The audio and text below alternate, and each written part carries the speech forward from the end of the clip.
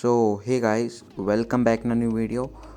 आज हम बनाने वाले एक वाटर कूलर, जिसके लिए हमें चाहिए कटर, चाहिए सीजर, चाहिए और हमें चाहिए डीसी मोटर हैवी ड्यूटी, और हमें कलर की दो वो स्ट्रिप्स चाहिए, और हमें चाहिए बैजिंग का हिस्सा स्प्राइट बोतल का काट के, और हमें चाहिए एक बिग साइज कैप बोतल की, और हमें चाहिए टेप, और हमें चाहिए एक फैन जो हम बनाएंगे, जो हमारी बोतल होती है उसके साइड से।